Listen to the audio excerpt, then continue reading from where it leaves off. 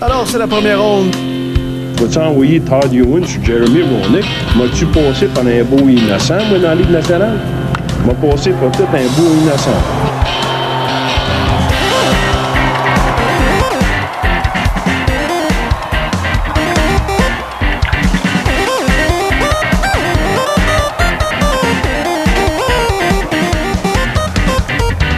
Bonsoir à vous, chers fans groupies ameutés que vous êtes. Bienvenue à ce 18e épisode d'un podcast nommé Les Chevaliers de la Première Ronde. On m'appelle Charlie Gonzo-Faneuf, puissance Ryan Reeves sur la O'Keefe tablette, comme toujours.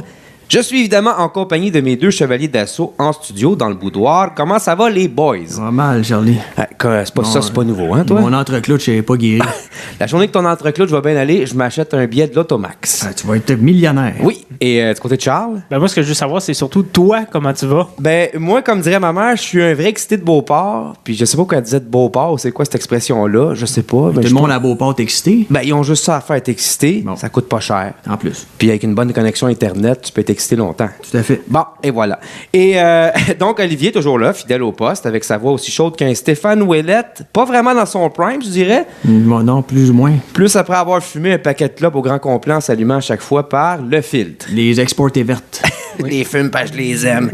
Anyway, Olivier, as-tu amené mon Pepsi puis mes West parce que je suis comme sur le chômage puis je veux vivre totalement l'expérience? Un 6-pack puis une grosse boîte. Yes! Coton ouetté, pleine de tâches de beurre, Netflix, puis du craft dinner au saucisse hot dog, mais seulement le samedi soir. La vie de rêve. Ben oui, Avec le une gros petite, luxe. une petite paps avec ça? Oui, une petite passe parce que ça vient avec la boîte. Ouais, Ben oui, c'est ça. Les commanditaires pseudo non officiels, peut-être officiels un jour. On a retourné à nos anciennes amours. oui. Là. Les brasseurs du monde, découvrir, déguster, elle est encore aussi bonne qu'avant.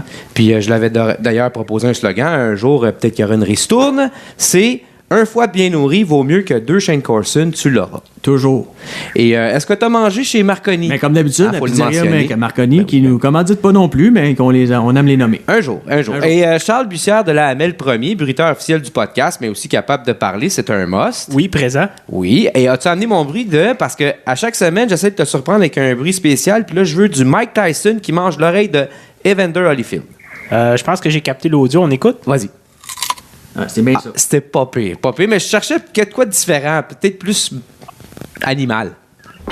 Ah, voilà, l'alpaga, hein? Parce que ça, c'est le fameux bruit d'alpaga qui revient. Un petit peu en rut. C'est pas donné, hein? C'est 1250$ pour en avoir une. Ben, c'est pas si cher que ça. Tu sais, quand tu penses qu'un chien, ça coûte 700-800$. Bien ça, hein? Parce que mascotte du show, là, ça serait le fun. Un Sur ton alpaga. balcon, Charlie, je vais rester Oui. pas mal. Ça serait pas pire. Et nous avons Laurent Poulain en ligne, toujours là? Oui, salut. Yes, salut à toi, président de Boxing Town Québec. T'es un réel encyclopédie de boxe sur jambes, finalement. Et puis là, t'es là avec nous pour nous parler de boxe. On va y revenir, mais avant de commencer, on va jouer tous au fameux jeu des questions insipides, mais ô combien importantes. Vous êtes prêts, tout le monde? Oh que oui. Excellent. Donc, la première question, selon vous, qui aurait une réelle chance de faire subir un premier revers, dans le monde professionnel, bien sûr, à notre cher Floyd Money, Pretty Boy, Mayweather Jr. Et il y a des choix de réponse, évidemment.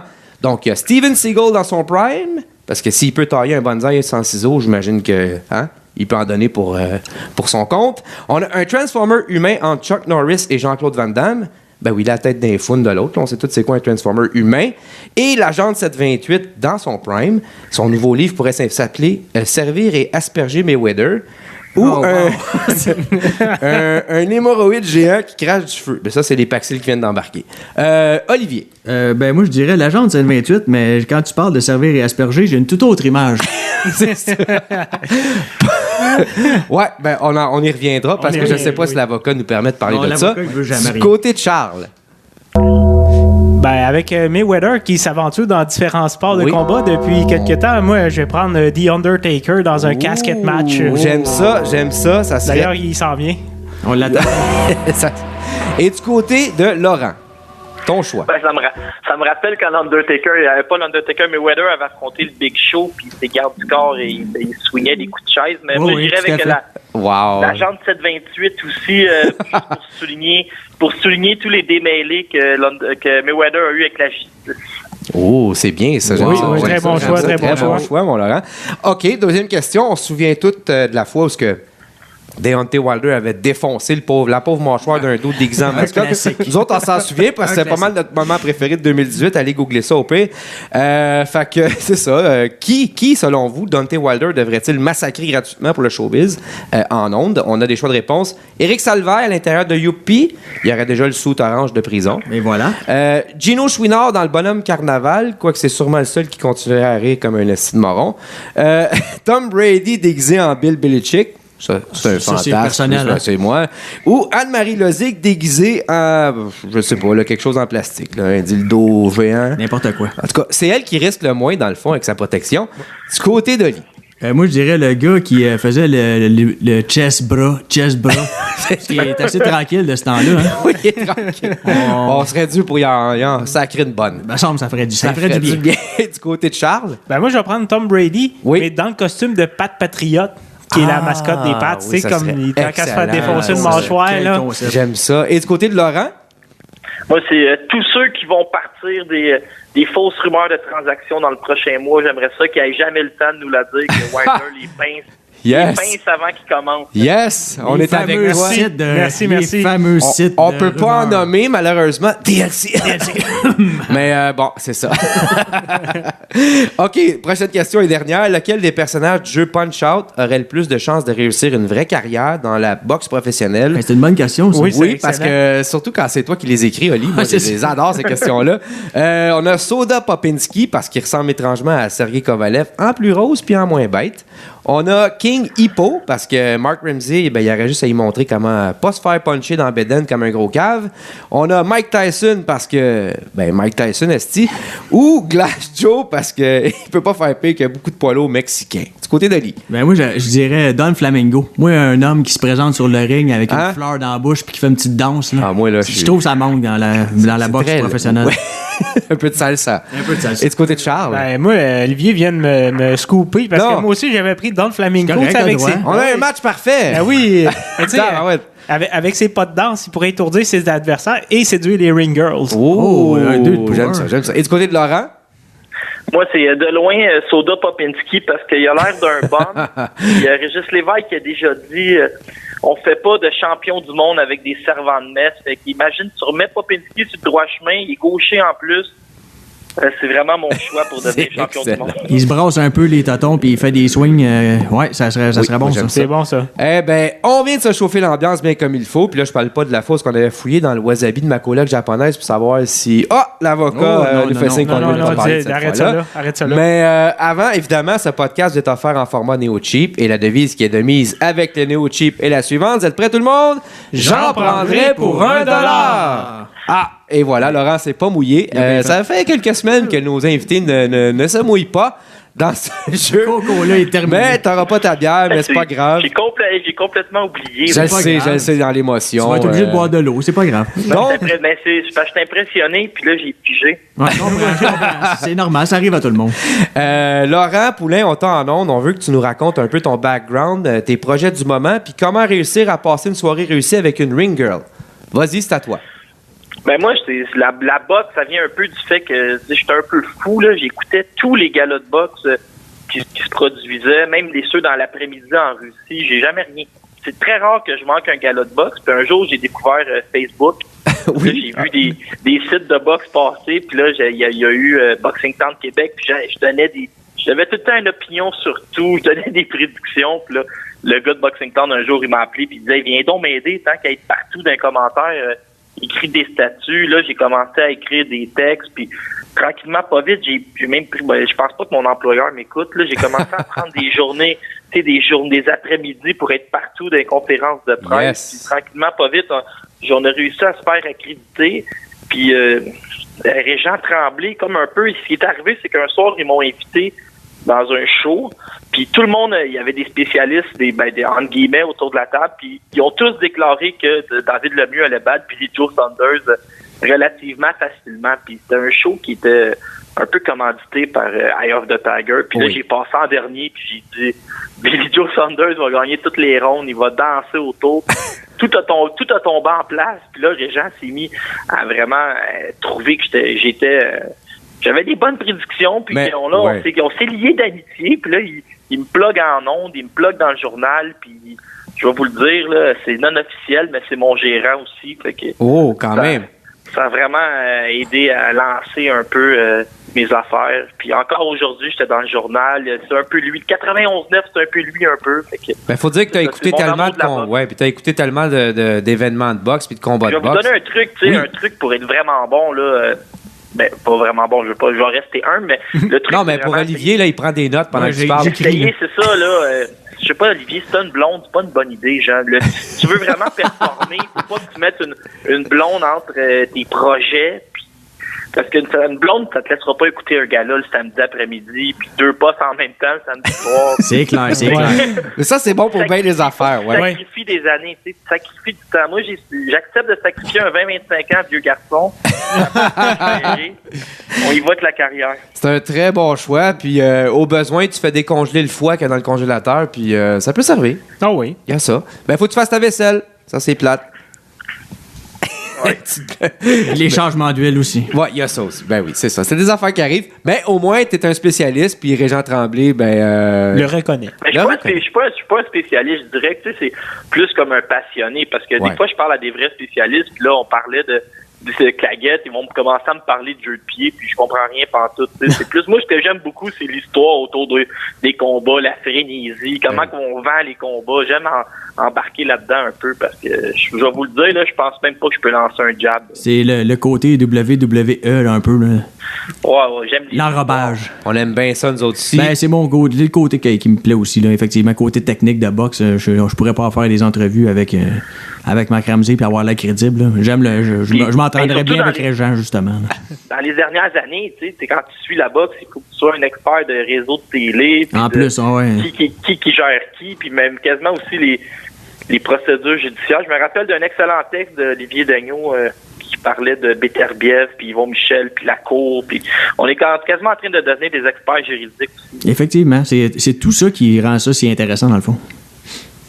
Puis, justement, parlant d'experts, tu étais aux premières loges du gala le samedi au casino. Chanceux, t'as pu y aller, toi. Le combat entre Mathieu Germain et Steve Claggett. Donc, vas-y, on veut tes Tout un impressions. combat, hein? Et ça, c'est spectaculaire. À Eye of the Tiger, ils te mettent des combats en finale, mais le casino, c'est 600 personnes. Mais je pense qu'ils auraient pu vendre un 3000 facile avec ça, mais ils veulent que les gens s'abonnent Ouais. comme un Netflix des sports. Mais en partant le premier round, là, Steve Claggett s'est garoché sur Mathieu Germain. Il s'assoyait même pas entre les rounds, puis quand la cloche partait, il partait à la course pour être sûr de mettre le plus de pression possible. Le round durait 3 minutes, ça prenait pas 4 secondes de se rejoindre au milieu. Puis là, vraiment, je pense qu'on a assisté au combat de l'année. Moi, dès le premier round, j'ai crié combat de l'année. Wow. Ça, c'est une affaire que je fais. Je m'installe dans les loges avec les journalistes, mais eux, je pense pas qu'ils nous écoutent encore. Tu sais, des fois, ils Non, sont un non. peu drabes, sont neutres, ils respectent comme un code d'éthique. Puis Ils sont moi, corporatifs. Corporatifs. ouais, ils sont corporatifs, mais moi, je suis dans la foule, puis je crie des Ouais. niaiseries. Nous autres, on puis, est émergents. Exact, C'est ça la différence. Je brise un peu la neutralité journalistique. J'ai même je peux avoir le chandail du gars qui fait la finale, tu sais, je pense pas à ces affaires-là. Puis c'est vraiment le combat de... Je t'ai déjà vu avec la casquette de Thibaut, si je me rappelle bien, un gars-là, il y a pas si longtemps. Ben oui. Mais je pense qu'on a assisté un des 5 meilleurs combats de l'histoire de la boxe quasiment au Québec. Là. Ah, c'était solide. Je me rappelle, tu sais, c'était du calibre de Francis Lafrenière contre Renan Saint-Just. La décision des juges a du bon sens. Puis tout de suite, les deux boxeurs ont comme déjà un peu accepté qu'elle allait se réaffronter. Puis écoute, Germain Claggett, vraiment un bon combat. Manquez pas la reprise. Je sais pas si ça va rejouer. Ben, sinon, tu peux toujours le réécouter sur punchinggrace.com. Oui. Ouais, c'est ça. Merci de nommer mon commanditaire. Ça, les gars, vous m'avez fait rire parce que je me rappelle quand j'étais rendu au 18e podcast de Boxing Town, moi aussi, je pluguais des commanditaires. Ah, nous autres... Non, mais je voulais que le podcast ait l'air sérieux. Fait que je nommais des commanditaires, mais aujourd'hui, on reçoit pas mal d'argent. Fait il y a une grosse différence. Entre 18 et 36, vous allez voir, votre T4 va exploser. On a déjà hâte. nous autres, c'est ça, c'est ouais, buy low, sell big, hein. C'est Olivier a déjà dit ça en ondes, puis on essaye. C'est ça qu'on fait. On shoot to drill. Puis, OK, donc, pour ce gars-là que tu as regardé, est-ce qu'il y avait autre chose à dire ou c'est vraiment, il y avait juste ça à... Non. Kim Clavel, si vous la connaissez, est vraiment bonne. On a une future championne du monde entre les mains. Il y a 3 prospects qui sont exceptionnels chez Eye of the Tiger. Un jour, j'avais parlé à Camille et Stéphane disait, j'essaie d'en signer un des 3, puis ça va être comme gagner à la loterie. Je sais pas qu'est-ce qui est arrivé. Il a réussi à ramasser les 3. Arslanbek Makhmoudov, je sais pas si c'est le gros poids lourd. Oui, on a entendu parler avec Olivier, il nous en parle souvent. Le monstre. Il marche vers le ring, il part une musique. Comme si tu t'évades de prison, là, ils partent un son. C'est vraiment une alarme une alarme de prison, un prison break. C'est pour alerter l'État au complet qu'il y a un prisonnier dangereux qui se promène. Lui, il part l'alarme en plein casino, puis le premier 5-6 secondes, le monde se demande qu'est-ce qui se passe. Ben c'est le même thème. C'est le même thème. C'est le même thème qu'il joue quand Olivier essaie de partir son char ici après le podcast. Fait que lui, Arslanbek Makhmoudov, il a une grosse expérience amateur. Il s'est battu en boxe semi-professionnelle, ce qu'on appelle les W. Je ne mets pas les WSB, mais il est vraiment dangereux. Puis on a quelque chose qui ressemble à un futur champion du monde ou un boxeur qui va assurément se battre en championnat du monde. Ils ont aussi signé Sadriddin Akhmedov qui a gagné le titre WBC junior samedi passé. Ça, c'est un autre, là, mais prenez tout de suite son nom en note. Parce que nous autres, c'est fait parce que moi, si tu le sais pas, ici, on aime jouer nos REER. Hein? On est des joueurs compulsifs. Fait qu'on prend tout ce que tu dis pour du cash. Fait que vas-y, shoot-nous des... Dans 5 ans, ça va coûter 125$ sur pay-per-view pour voir ce gars-là. Puis il va être dans les mêmes phrases que Golovkin, qui va peut-être être rendu trop vieux, mais tu sais, Canelo va avoir besoin Canelo va éviter ce genre de gars-là dans 4 ou 5 ans. Ça va être la folie furieuse. Sadriddin Akhmedov, le talent, il sort par les oreilles. Kim Clavel, j'avais été championne du monde un jour. Ça a beaucoup, beaucoup de talent. Là. C'est un peu à ça que ça sert, le casino. C'est comme une série de développement. On met des victoires sur l'affiche, puis vous allez voir, ça va être effrayant. Lexune Mathieu, boxeur de Québec qui a passé pro, a gagné en 43 secondes. Il était pas... Son adversaire laissait à désirer un peu, c'est ça? Des débuts pro, c'est souvent comme ça. Oui, effectivement. Ils veulent que tu t'habitues à l'éclairage. Fait que... pas à suer pendant pas à suer, mais... Non, mais vous riez, mais il y a déjà un boxeur qui a passé pro. J'ai demandé c'est quoi la grosse différence. Il m'a dit l'éclairage, j'avais bien trop chaud, mais ça m'a fait suer pendant un rond. C'est fatigué au deuxième. C'est des petites choses. C'est bon, une adaptation. Oui, quand même. OK. Puis sinon, parce que là, je vais le dire à la Yvon Michel. Michel, je voulais que tu nous parles ce samedi qui s'en vient. Eleider Alvarez contre Sergey Kovalev. Là, Laurent avait l'air de bonne humeur. Pourquoi tu parles d'Yvon Michel, là?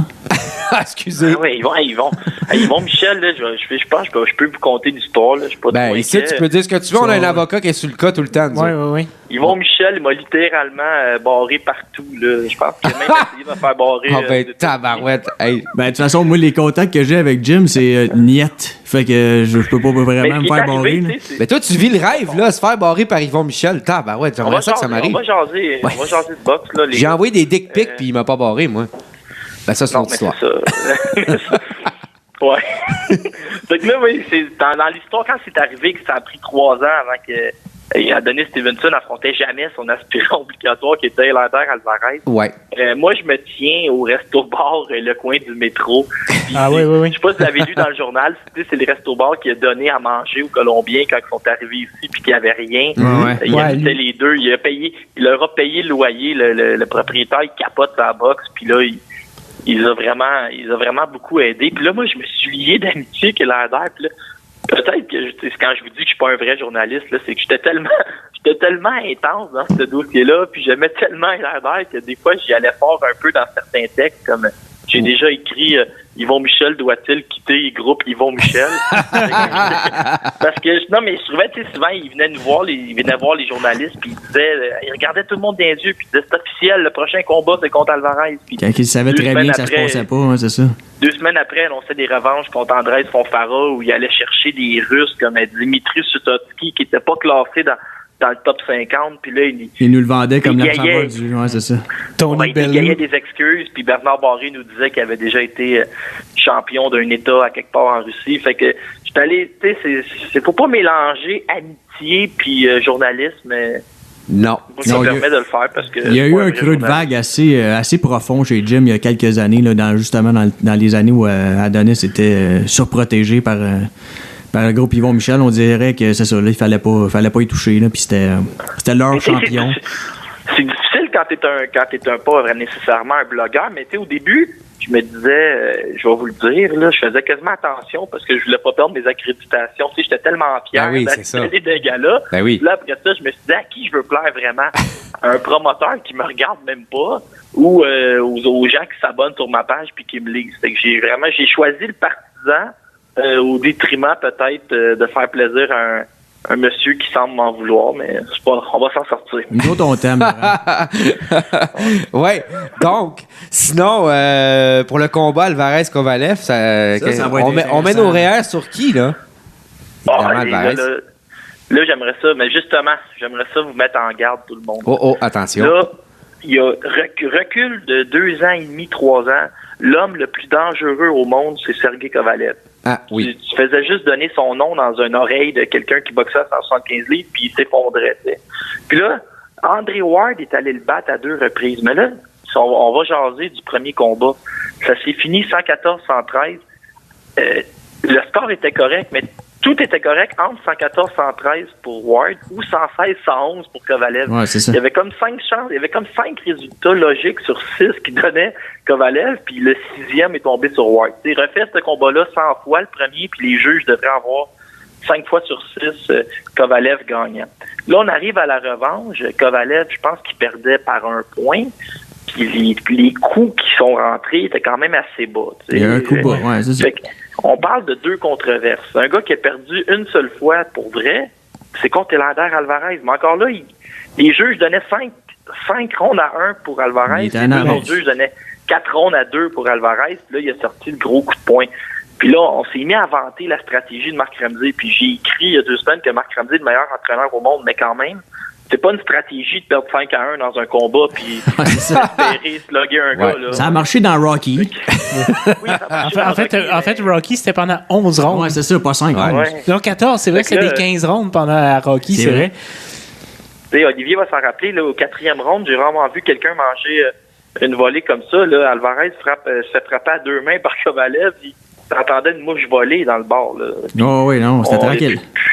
Puis là, il est revenu, il a sorti la grosse claque, mais pas une stratégie de perdre 5-1. Fait que j'ai bien hâte de voir parce que Kovalev, il a bien des défauts, il est pas sérieux, mais il a un des meilleurs 1-2 de la boxe professionnelle. Tu sais, son jab, c'est comme un jab d'aveuglement, puis il essaie juste de mirer sa grosse main arrière. Il fait rien de vraiment compliqué, mais sa main arrière, c'est une vraie main arrière. Il frappe fort.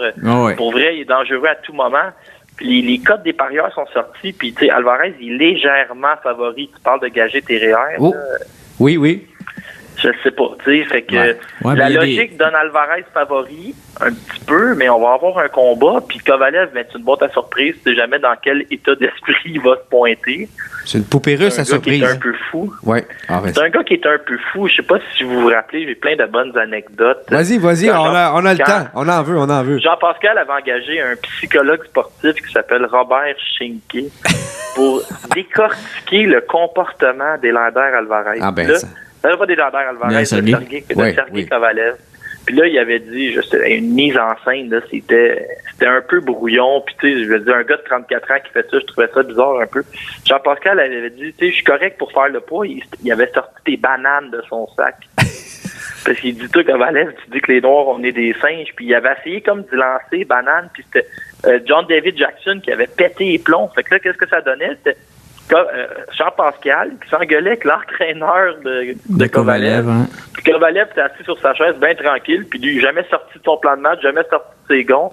Puis 2 jours après, on se rappelle, Pascal avait changé d'entraîneur avec Freddy Rhodes. Je pense qu'il a lancé 2 coups de poing dans le round, puis il a fini les joues à mancher comme du steak haché. Ouais, ouais, c'est ça. All right. Il garde... il y a un esprit quand même assez froid, Kovalev, on dirait, il est dur à atteindre, mais là, il a été battu 3 fois. Ouais. Ça reste à voir s'il est vraiment rendu shaké sur un ring, mais moi, je le considère encore très dangereux, puis je pense que c'est dans cette optique-là que Alvarez s'est entraîné aussi. Est-ce que l'aspect mental, on en parle, il a perdu 3 fois, il y a eu aussi des démêlés avec la justice, Kovalev. Oui, mais les démêlés, là, ils sont arrivés avant son combat contre...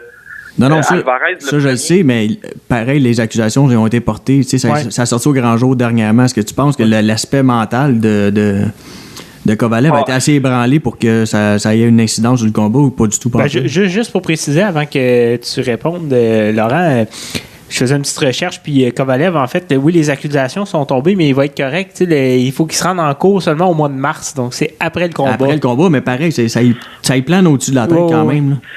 Oh, c'est sûr que ça doit être toujours dérangeant d'aller en cours, là. Ça dépend ce que tu as fait, mais oui, ça peut l'être. Je souhaite pas de recevoir une enveloppe chez nous demain pour me dire. Non. Ouais. Juste, avez-vous vu Adrien Brunner qui s'est présenté un combat contre Manny Pacquiao, puis 9 jours après, s'est fait arrêter.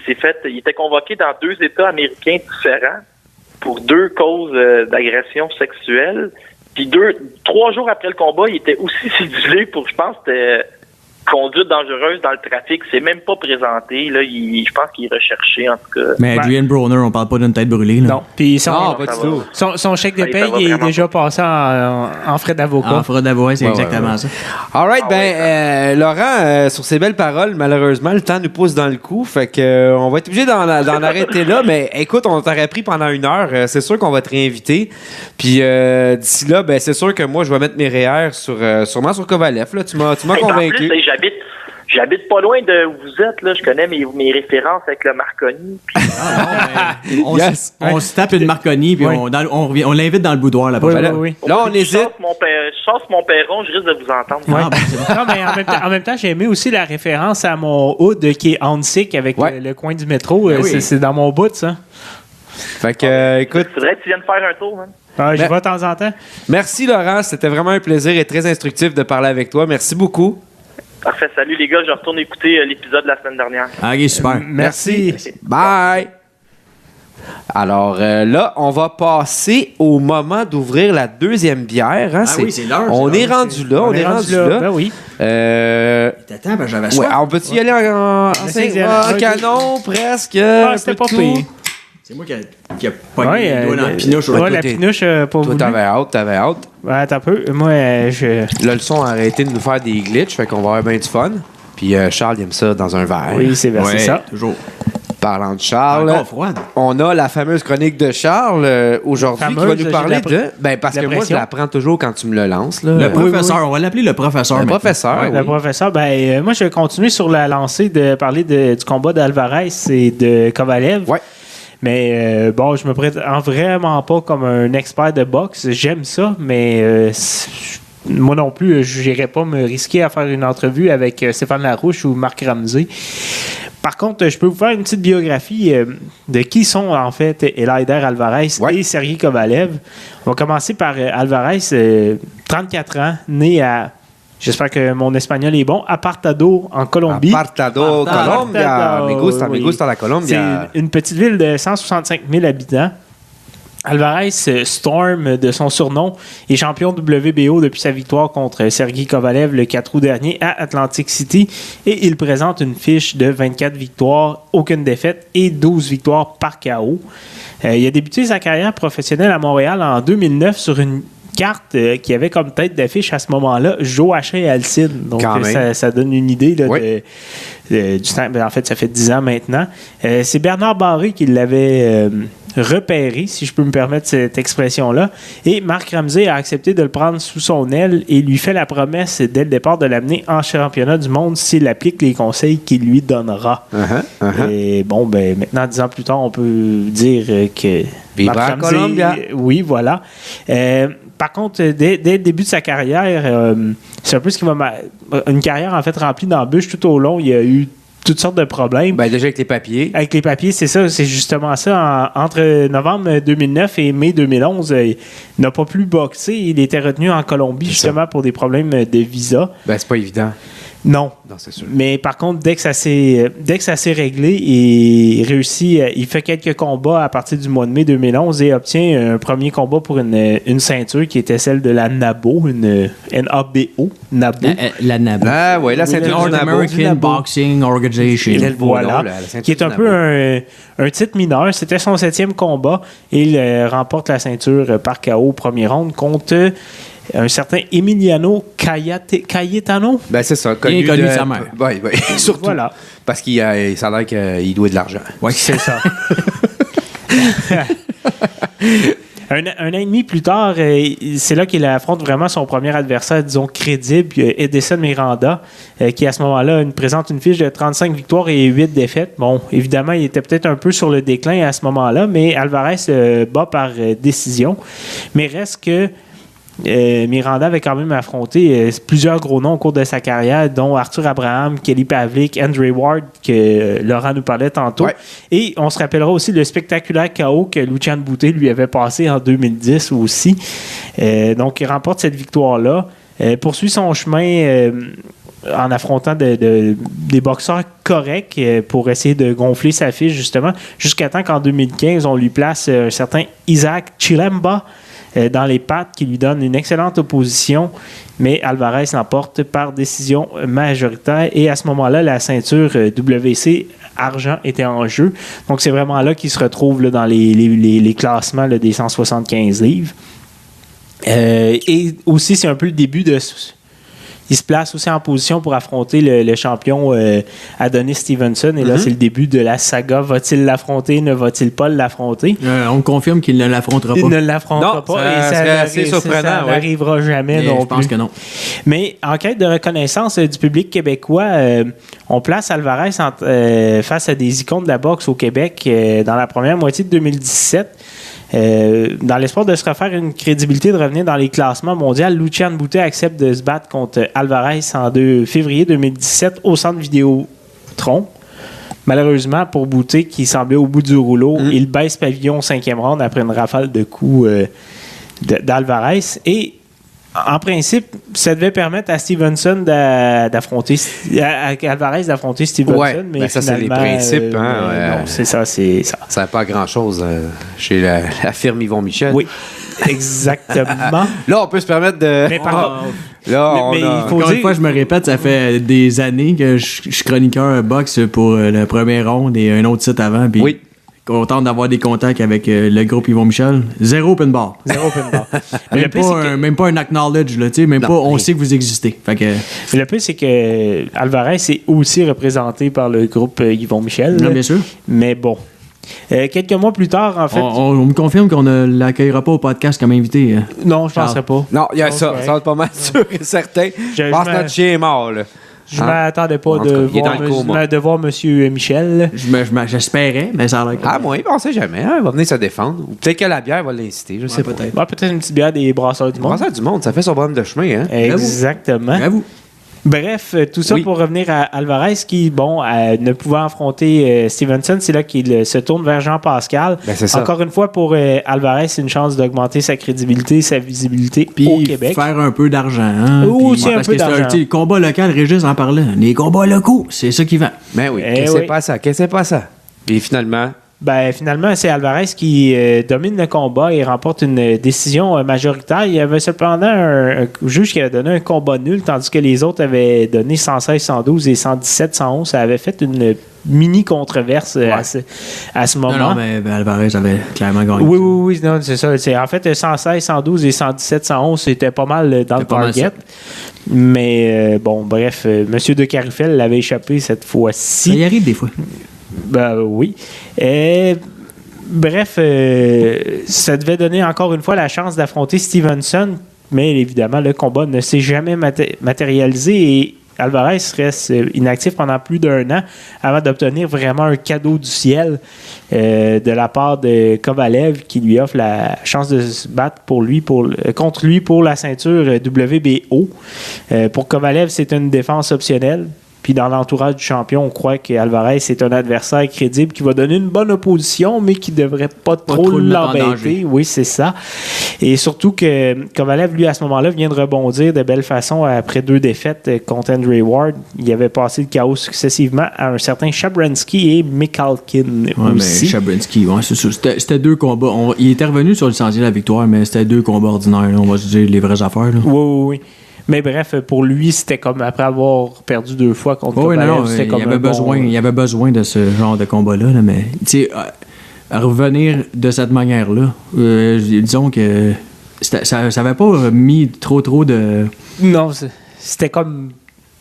c'était comme un bon retour en scène, mais bref. C'était un peu comme... c'est ça. C'était revenir, mais sans trop avoir eu d'opposition. Fait que c'était pas...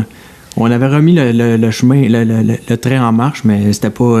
La locomotive n'était pas à pleine vapeur, disons. Mais une chance que, entre guillemets, une chance que Ward avait pris sa retraite et que les titres étaient vacants. Ça avait permis justement à Kovalev de reconquérir le titre. Puis d'ailleurs, sur la même carte aussi, là, il y avait eu Dimitri Bivol et Isaac Chilemba, qu'on parlait tantôt, qui s'étaient affrontés pour le titre WBA. Remporté par M. Bivol. Exactement. Affronté Jean-Pascal. Après, tout est dans tout, hein? Et tout est là, dans on est tout. là. Puis, oui.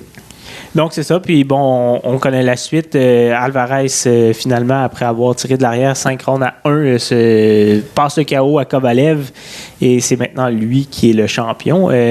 Alvarez, en fait, pour conclure sur son cas, je trouve que c'est un super bel exemple de persévérance et de croire en ses rêves, mais surtout de loyauté.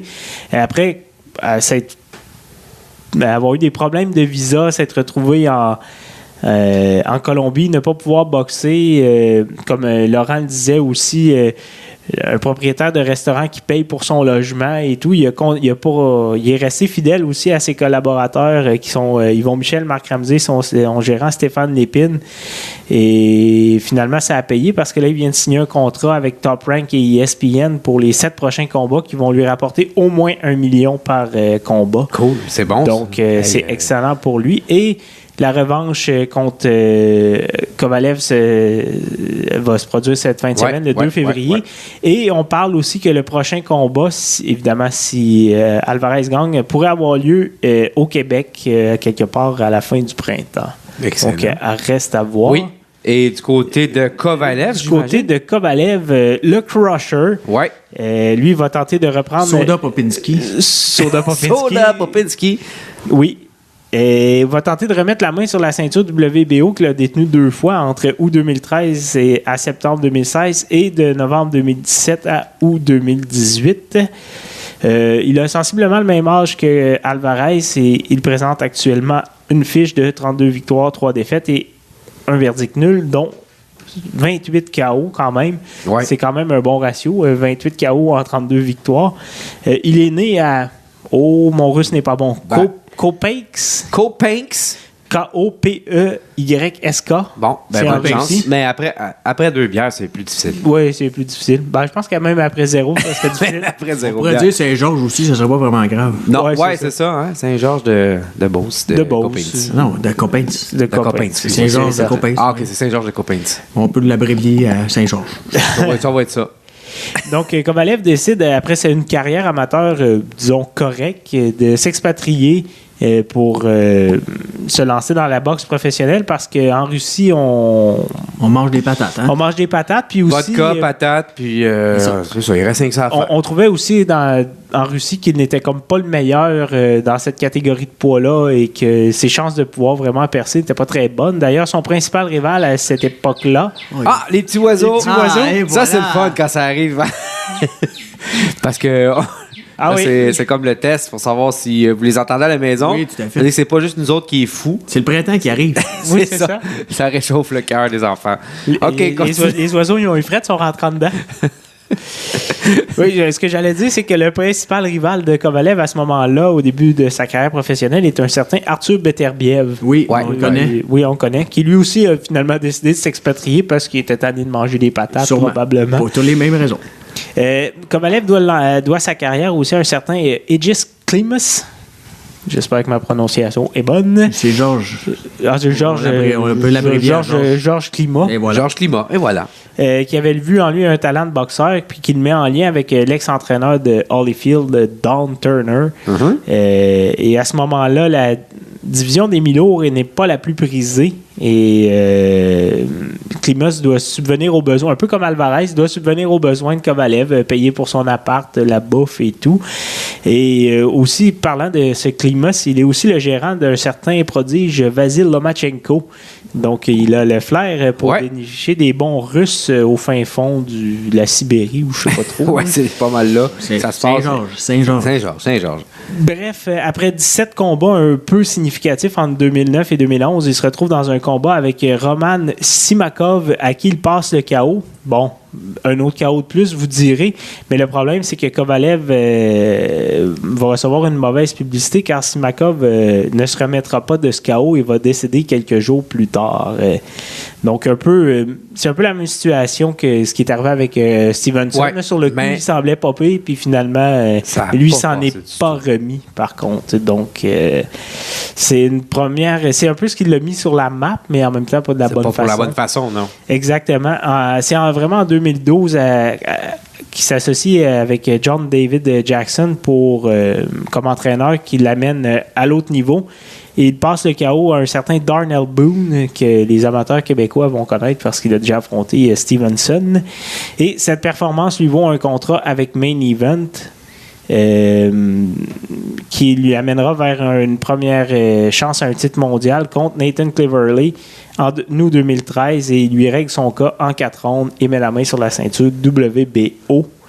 Et quelques mois plus tard, les amateurs de boxe du Québec qui assistent au combat d'Adonis Stevenson contre Tony Bellew vont voir le Crusher pour la première fois au Colisée Pepsi car il était en sous-carte de ce combat de Bellew-Stevenson. Oui, c'est là qu'on avait déjà commencé à avoir les Chickenson et les... Oui, c'est ça. Et autre fait marquant de sa carrière, en 2014, au mois de novembre, il affronte Bernard Hopkins pour unifier les ceintures WBO, WBA et IBF. Je viens de réciter l'alphabet en passant. Ouais, pas pire. Il remporte la victoire par décision unanime et conserve les 3 ceintures jusqu'en novembre 2016 où il perdra par décision unanime contre Andre Ward. Oui, voilà, oui. Et il va mettre... mais entre les deux, entre le combat de Hopkins et celui de Andre Ward, il va mettre ses ceintures en jeu 4 fois, dont 2 fois contre Jean-Pascal. Le premier combat avait été une guerre où est-ce qu'on s'était tapé sur la gueule solidement. D'ailleurs, au 8e round, Pascal est ébranlé, réussit à envoyer Sergei Kovalev au tapis, mais quand Kovalev se relève, on se demande c'est qui le plus assommé des deux, puis Kovalev se rue sur Pascal et l'arbitre décide de mettre fin aux hostilités car Jean-Pascal n'était plus en mesure de se défendre. Et lors du deuxième combat, c'est Freddie Roach qui lance la serviette au 7e round, voyant que Jean-Pascal n'était vraiment pas dans le coup. Excellent. Oui. Tu sais, juste faire un petit aparté, ce qu'on a reproché beaucoup à Stevenson, c'était d'avoir laissé passer le train, puis avec Eleider Alvarez, tu viens de descendre la liste des adversaires puis des combats qu'il y a eu entre 2013 et 2018 de Kovalev. Oh, oui. On parle-tu d'un gars actif, d'un gars qui a affronté des gros noms? Oui. Et c'est un petit peu le reproche qu'on a fait à Stevenson parce que dans la même période, il a affronté 5 gars qui étaient des 5 puis des 5 puis des 15e prétendants à sa ceinture. En fait, Stevenson, durant la période 2014-15, il a affronté Fom Farah, Saki Obika, Tommy Carpentier, Thomas Williams Jr. Il y a eu Badou Jack, qui était plus récemment, qui était quand même un bon adversaire. Et qui a eu un Kobana. Oui, exact. Voilà. Tandis que c'est ça, on a nommé les adversaires de Kovalev, mais aussi Jean-Pascal, qui était un contemporain québécois de Stevenson. Pascal a affronté lui aussi des gros noms. Là. Il n'a jamais eu peur d'en découdre avec les meilleurs. Donc, c'est un peu le Chickenson de venir un peu de là aussi. Tout à fait. Oui.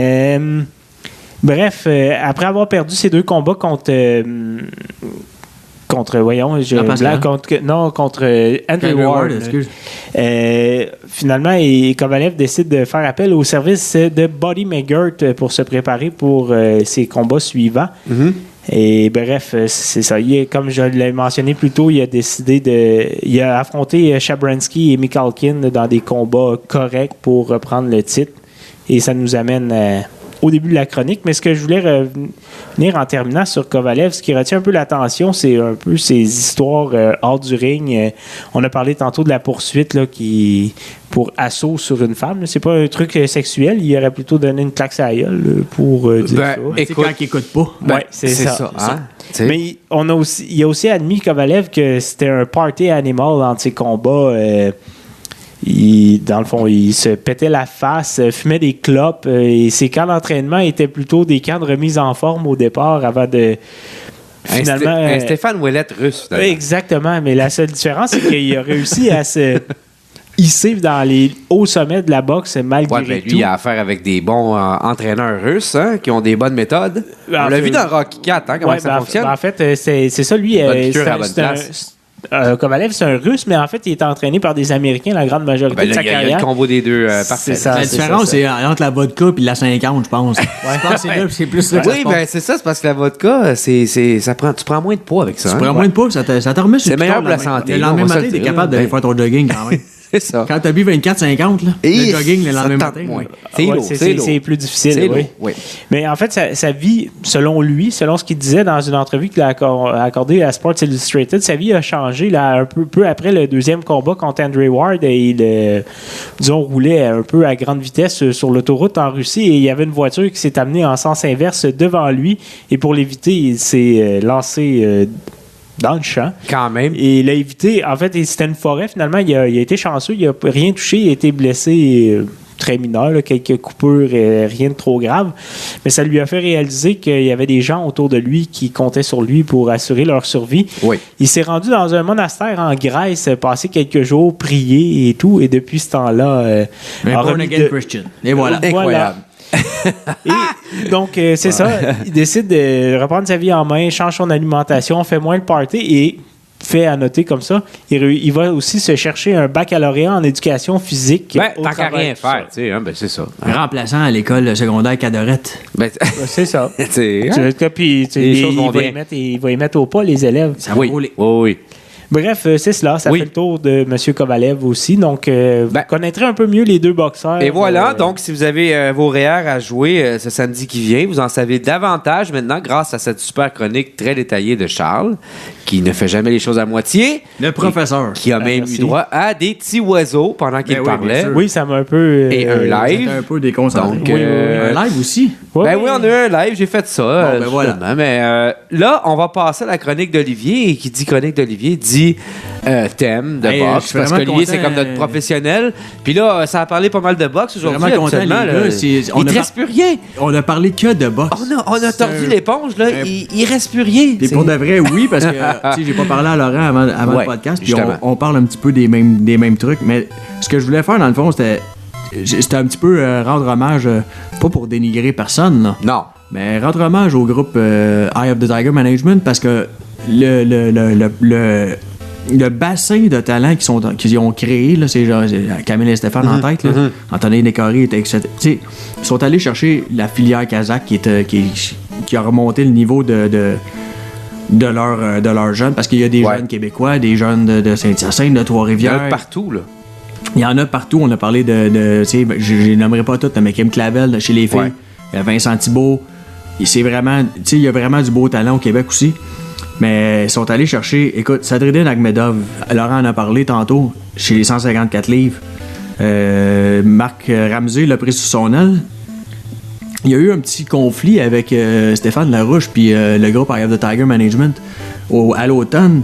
Stéphane Larouche qui était l'entraîneur de, entre autres, Batir Djukabayev puis de justement Sadreddin Akhmedov. Là, ça s'est mal terminé, conflit d'intérêts. Ouais. On reviendra pas là-dessus. Ben, l'autre, mais- il l'a enlevé sur Facebook, là, j'avais entendu. Ouais, Ouais, niaisage, c'est là. ça. Mais tout ça pour dire que Akhmedov s'est retrouvé sans entraîneur à quelques semaines de son combat, puis c'est Marc Ramsey qui l'a pris. Mais Sadreddin Akhmedov, c'est tout qu'un talent. Là. Ouais. On parle de. Ouais, ouais. Ben, Laurent nous l'a dit aussi, hein, c'est selon lui. À seulement 20 ans, d'ailleurs, soit dit en Il va passant. avoir 21 dans quelques jours, Le 31, dans 3 jours. dans 3 jours. Wow.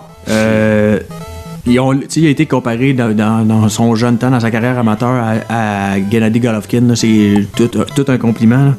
Écoute, petit résumé, 4 fois champion du Kazakhstan chez les juniors, champion mondial junior, 240 victoires chez les amateurs.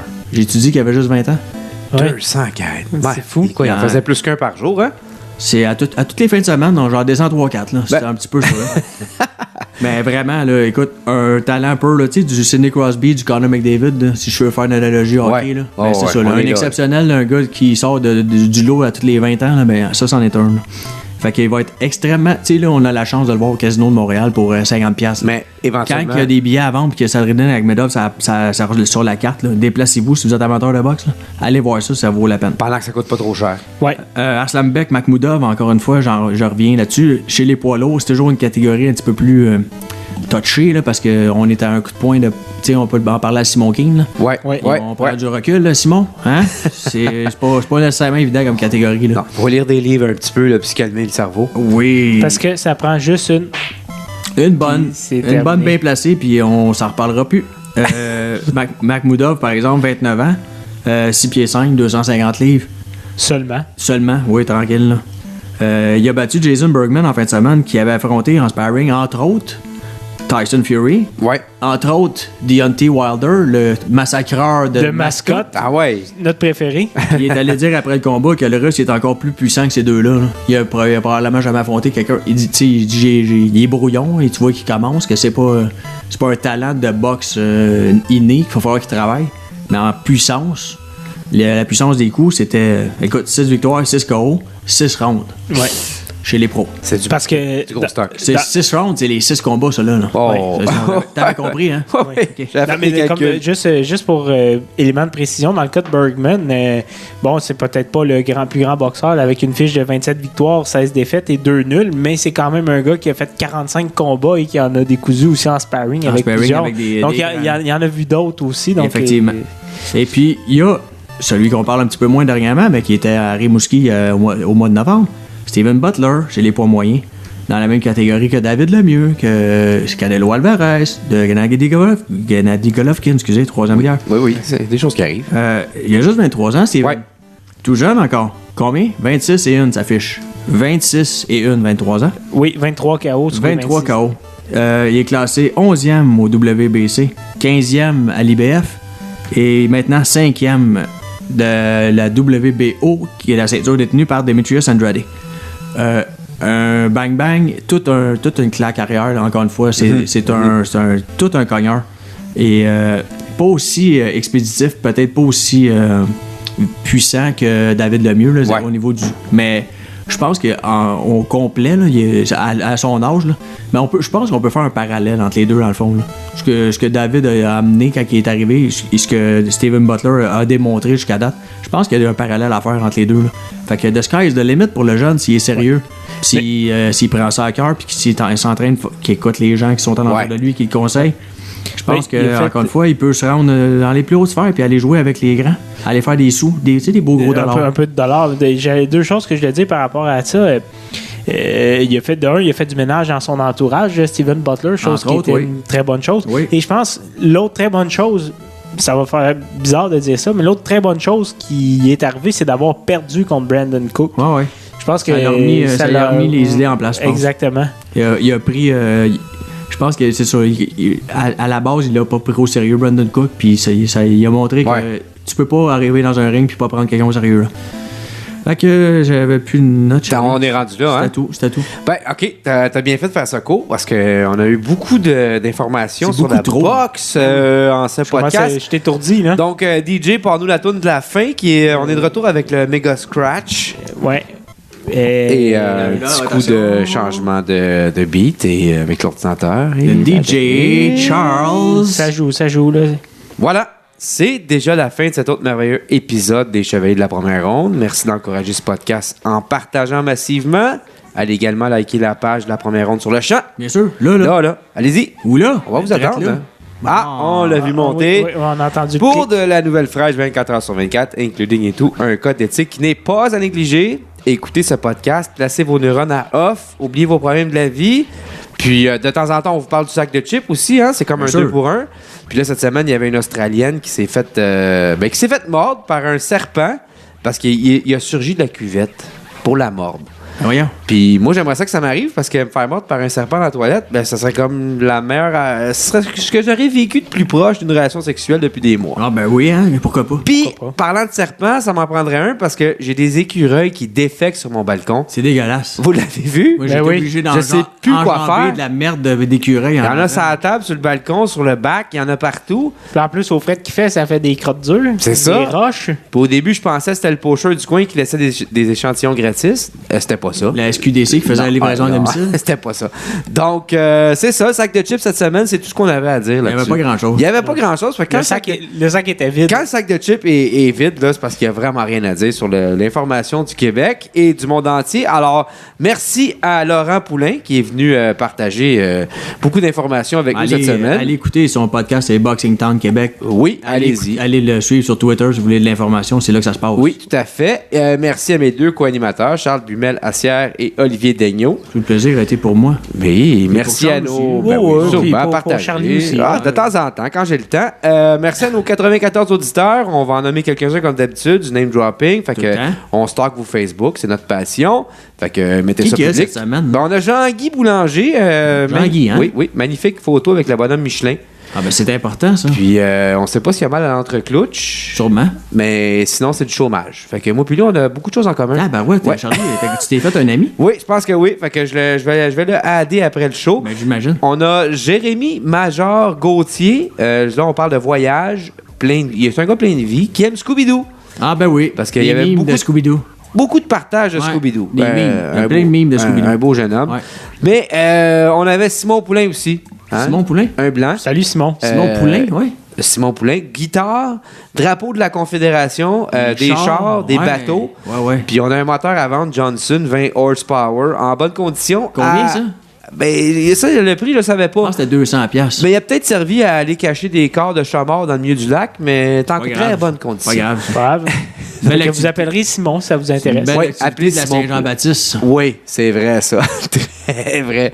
Donc, merci à vous de nous écouter. On a également Ryan Reeves et Brittany Larson, Hello, évidemment, Brittany. qui est Hello, très bonne à Brittany. licher. Ouais, qui disent. Ben, c'est ça. Allez voir ça, Brittany Larson. Sur Instagram, ça? Oui, Instagram. All right. Oubliez pas d'écouter ce podcast, évidemment, avec une bonne tisane au Crac! crack. Crac, je suis en retard, je m'excuse. C'est pas grave, pump the shit up.